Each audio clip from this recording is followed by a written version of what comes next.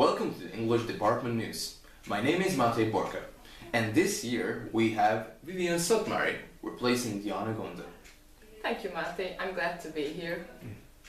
Welcome back to the new semester. I guess everyone is so thrilled about getting back to classes. I know I am. Our first piece of news is about the TDK. If you have a project to submit, you have registered for the competition until the 1st of October on Wednesday. You don't have the paper finished until November the 3rd though. How long does the paper have to be? From 10 to 15 pages. So you still have time to work on it, even if you don't have much written now. New things this semester include a new required course for first-year students. If you took the test, by now you should know whether you have to take it. The course is not required for second-year students who failed the Alapishka, but it is strongly encouraged. That second-year course meets on Friday at 11 o'clock. New people in the department include Eva Pataki, who will be interviewed later this semester. Colin Swatridge is back again until October 10, and he was the subject of this edition's interview. And now, here's some interviews I took on Sports Day with the first-year students. I asked about their first impressions in connection with the university. So, what's your first impression about the university? So far, I really enjoy my studies here, and that day is very good, but the smoke is a bit annoying, but I enjoy it. Okay, thank you very much. Thank you. Impression about the university?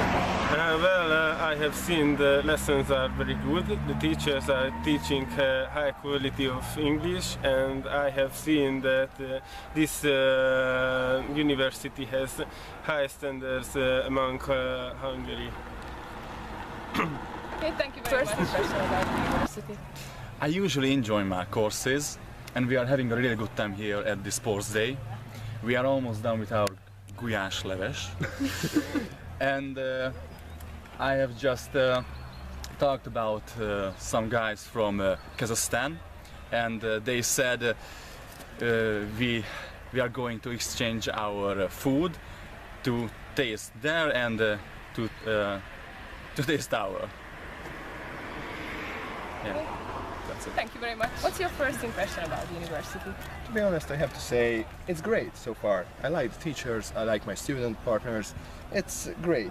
Actually, we are having a sports day at the moment, and the team just getting more better together. So I like all my friends, I like all my teachers, I like the courses. I think they are pretty good. It's definitely going to give us some kind of such interest that we were looking for. Okay, thank you very much. Thank you. Okay, so in this episode of Teacher Focus, we have with us Mr. Colin Swatridge, senior lecturer, visiting lecturer. He is from Southwest London. Mr. Swatridge, I would like to ask about British pronunciation because I am really interested in this kind of topic. Yes, you said I come from London. Yeah. We would say London. Yeah. London. So we would give it the second syllable. There are so many accents spoken in London, of course, and I suppose it has to be the case that how you speak is not only where you were brought up, that's a factor, but how many stages of education you went through, and therefore how far you were subject to and were listening to variations of pronunciation. And I suppose if you're looking at a lot of American films, you will perhaps pick up some of that influence. But on the whole, family influence, yes, location, playground influence, although of course we know that children have a playground language and they have a home language perhaps, and maybe they have a speaking to older relatives language as well, so that someone can say one thing on the telephone to their friends or another thing to their grandmother. But yes, in fact I come from Wimbledon and in southwest London, and I think that the majority of people there will, if they have been to university, if they have had a full range of educational experiences, then they will speak basically how I speak. I live in the north now, the northwest, and as soon as I go into a shop and open my mouth, I'm told, "You don't come from these parts, do you?" They won't say it like that, I mean, but it's evident that I don't. I see. And also, I want to ask, why did you come to Hungary? Because you are a British teacher, and basically, what was your purpose, or what caused you to be here?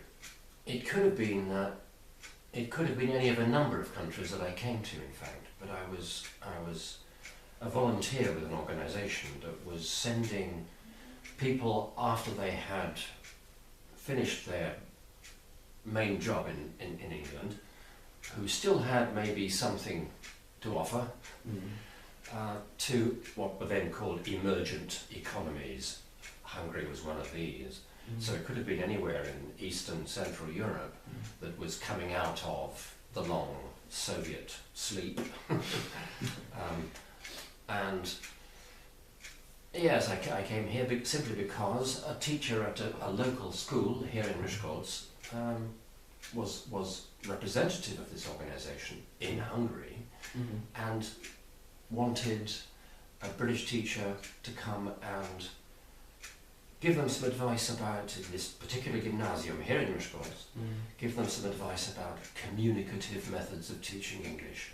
Not too much blackboard work, not too many exercises. Talk in English, maximum amount, interplay. It's good to have an English teacher like that. I was only here for a month at that stage. That was 1997. Whoa. It was long ago. It was. Advising, reporting, observing, leaving a report, and in fact coming back and seeing how things were going. But and since that time I have actually taught in a number of Miskolc gymnasiums. Really? Hamon Otto, Zrínyi, Földes, one-off. Visiting occasions, not courses. Okay. But mostly at Avasi, in fact. I've been back to Avasi a number of times. I shall be there next week. Yeah, so why Hungary? That's where it started, and I fell in love with the place. Okay, and I also heard that you wrote a book about Hungarian people and Hungarian culture. What can you say about that?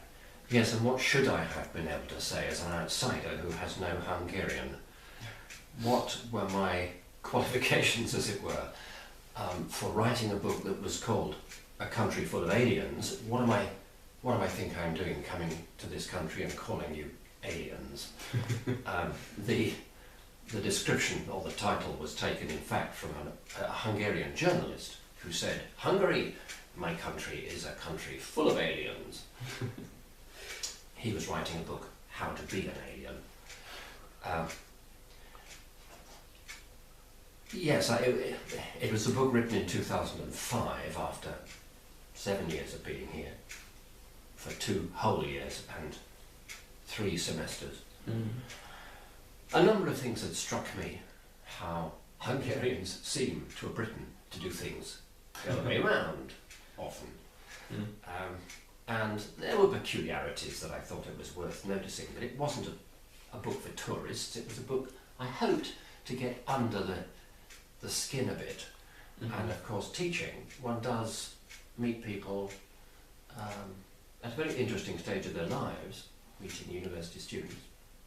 So I hope it's a book full of stories about my experiences, which tell me or told me something about the Hungarian character, Hungarian values, which I think are more or less our values, actually. We're not so very different. You're not really aliens. I guess. But yes, it was about education. It was about transport, how I meet people on trains, and their behaviours, which are interesting to an outsider to report on. It's a book which I think has sold more copies to visitors to Hungary, possibly, than Hungarians themselves. I don't know. It is now translated into Hungarian, but I hope people might try to read it in English. I see. And my final question is that what do you teach here at this university? Well, a mix of things, I suppose. Now it's how to put a case together in an essay or a dissertation, how to mount an argument. We call this critical thinking back in England and in America. And I'm also, because I teach in the sociology department, teaching about issues like school and stress, mental health among adolescents, prison. Do we put too many people in prison? How do we care for the young? How do we care for the old? What are the problems we face in terms of a north-south divide in Britain? Is there poverty, homelessness? You know, how do we deal with these things? And how do you deal with them in Hungary? These things balance off each other. Yeah, issues, problems we all face.